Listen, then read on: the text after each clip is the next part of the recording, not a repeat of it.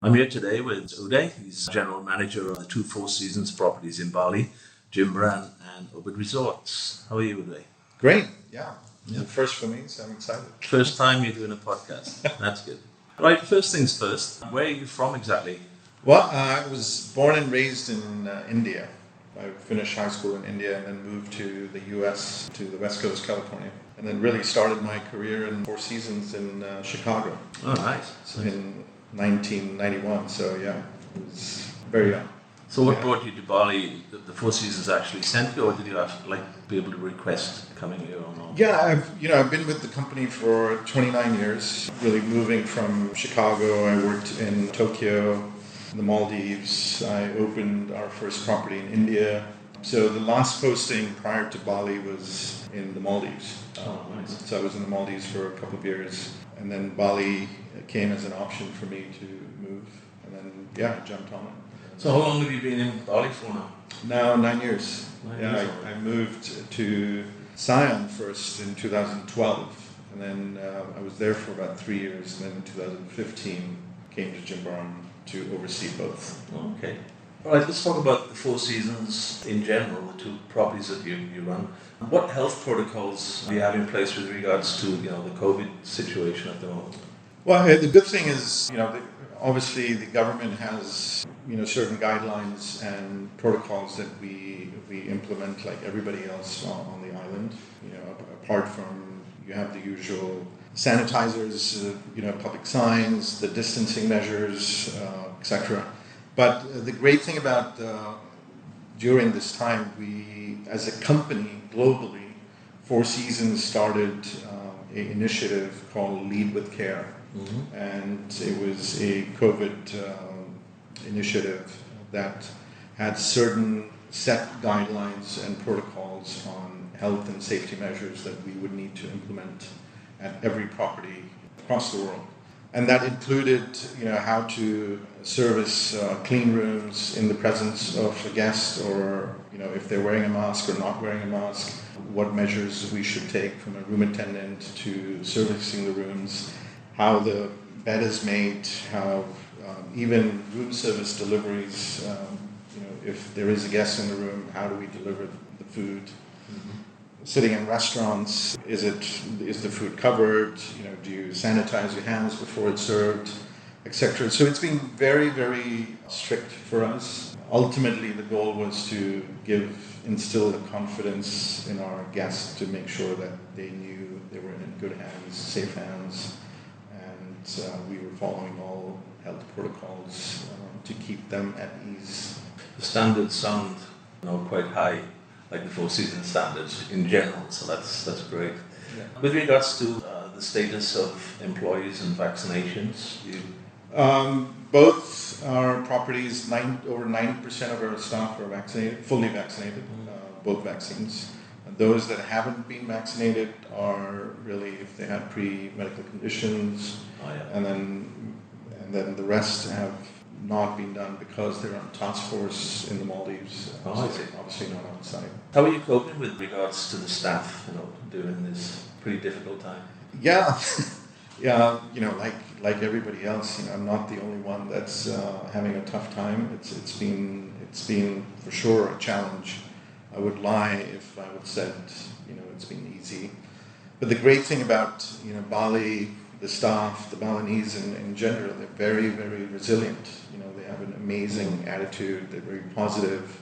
They've seen bad times through the bombings and SARS, as well as Mount Agun, the volcano.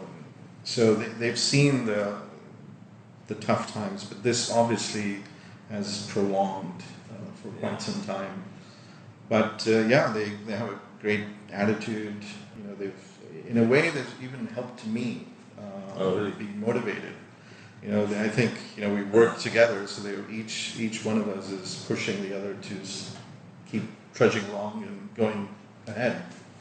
Well, that was my next question actually. So I'm guessing you have to be a good staff motivator in these times. Yeah, it's amazing how the team pulls together.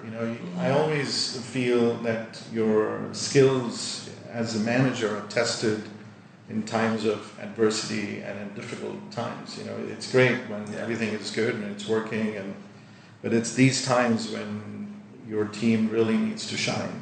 And that's just not being as a leader, but even the colleagues and the staff you work with, and see if we can really step up and come out of it together. Yeah. I think the Balinese, as you said, is so resilient. The Indonesian people in general, I think, they've been through so much, but still come back at you with a smile. And yeah, I mean, you've got to love it, right? I mean, they have such their view of life is beautiful in a way that, yes, they leave it to the gods above and leave it to the universe, and focus on really the things that they can control and not worry about stuff they have no control over. As far as operations concerned in the resort, so you've obviously done a lot of cost saving. Yeah, again, apart from the usual, shutting down a few restaurants and opening only those that are needed, not opening all rooms. We have 147 villas here and 9 residences in Jimbaran and 60 in Siam. So we don't operate all villas. We only focus on maybe one east wing or the west wing, and so the cost measures are there. That helps reduce heat, light, power. So you just said how many villas you have here. What about in Ubud? 60 in Ubud, yes, and 147 in Jimbaran, plus 9 residences. Wow. Each resort is special in its own way, but apart from location, how would you what's the redeeming factor of each of the resorts? How they differ, perhaps? Differ between the two? It's a very common question. Everybody asks me that. I think, obviously apart from the location, the whole design and feel of the two properties are very, very unique. Architecturally, the layout of both properties are very distinct. In terms of service, they both complement each other. So you have obviously Ubud, Siam, where a lot of the experiences are based around wellness, your healing experiences, spiritual experiences. You have the cultural side of it, the rice terrace fields, the outdoors. But and then in Jimbaran, it's a little more, cooler, chilled out beach club vibe. Obviously, the resort's quite spread out. So the villas are very intimate. You literally keep to yourself, and you feel quite isolated. And it's perfect in times of COVID because nobody wants to see each other and wants to be by themselves. Well, having two resorts like that, do you find that some visitors, or most visitors perhaps, like to split their holiday time between the two? Yeah. We've seen that for sure. Typically our clients would start their vacation in Ubud and get into the whole cultural side of Bali, and then spend 3 to 4 days over there, and then come down to Jimbaran and finish off on the beach. Nice. But we have a package called Bali Twice the Magic that gives you an experience of both resorts. Cool, that sounds good. Okay. Well, would that be on the website then? Yeah, we have it on the website, but you have to call in to make the reservation for that. Okay. Here's a bit of a work question for you. So having 2 properties, how do you prioritize your work? Well, obviously, because given this is a bigger resort, I'm based in Jimbaran. So most of my days are here. Pre-COVID, I would go up to Ubud once a week for 2 days. So typically Thursday, Fridays, I'm up there. But recently, post or during COVID time, I only go up there during the day, once every 2 weeks. Lack of occupancy doesn't. Yeah. Pre-COVID, which country was your biggest market? U.S. U.S. was big for us.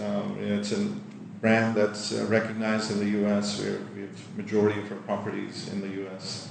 So that's been our number 1 market, and then China. For both properties? For both, yeah. I remember in Ubud, Julia Roberts was there, Phil Collins was there. Love. Yeah, exactly. So many celebs staying up there. I'm sure you have a lot down in Jimbaran as well. Both resorts, they cater for kids, families? Yes, yeah, we have a kids club, kids activities, kids menus, amenities when they arrive. So yeah, definitely we are very kids friendly. Okay.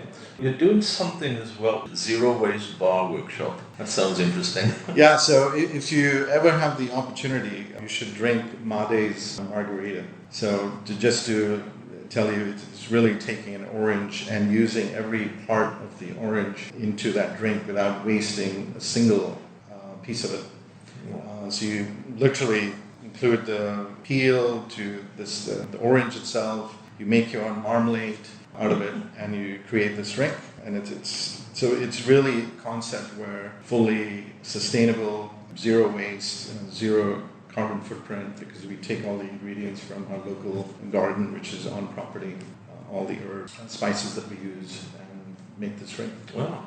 So for all the drink connoisseurs out there listening, definitely have the Days Margarita. You It's definitely a little want to come spicy, but yeah. and try that.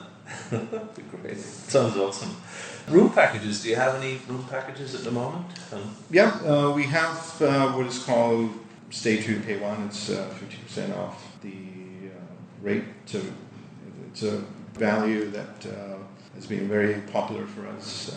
Obviously, the domestic market, which is quite price sensitive, but it's worked well, and that's available for both properties.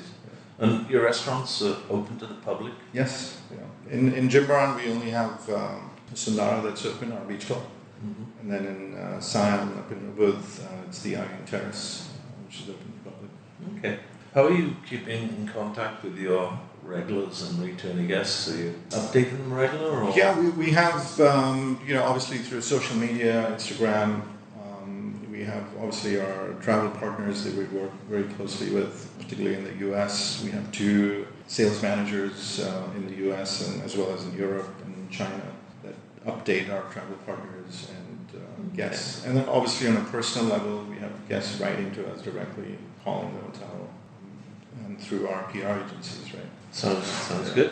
What is the biggest challenge you have as a Four Seasons GM? Well, like times like today, it's obviously the business trying to secure the market because everybody is going after the same piece of the pie. Yeah. And there are plenty of choices where the domestic market can stay at various price points. So for us at the moment, or for me, I would say, is trying to get the business in. But pre-COVID, again, it's obviously business related and trying to, in a way, compete with the brands that are here. When we opened 25 years ago, it was just the Intercon and us, and that's right. Now everybody's here. So many, there's still a lot of building going on. And the choices are umpteen. Again, a general question for you. As a general manager, this could be any general manager, a hotel general manager, is it more important to be a good listener or a good communicator? Both for me. I think it's very, very important that you listen to your staff as well as your guests, because you're going to get valuable input and feedback from both. And as a GM, it's important that you're balancing both these parties. Mm-hmm. But at the same time, you have to be able to communicate articulately, and you have to be able to give a clear vision of what you expect. And so I think both are really important. What do you consider the biggest challenge in the industry today? In Bali? Yeah. Or just general? I think for me right now, I would say is lack of clarity. There's just the unknown of what the plan is from the government or locally here in Bali. Yeah. How are we actually going to get the business back? And what is the plan to do that? Yes, the PPKM is here, the restrictions are there, but are they being enforced? Mm-hmm. And how long do you do it? And when this is going to end? Nobody really knows. No, that's right.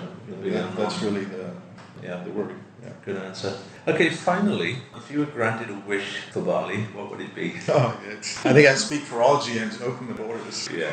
I think it's time. It's been too long, and it's important. That's the only way we can survive. Well, Uday, it's been great talking to you, and I hope people will visit your resort now. Well, I hope so. Listening to we are open, so do come. But thank you very much. Thank you very much. Thanks, Steve. Thank you.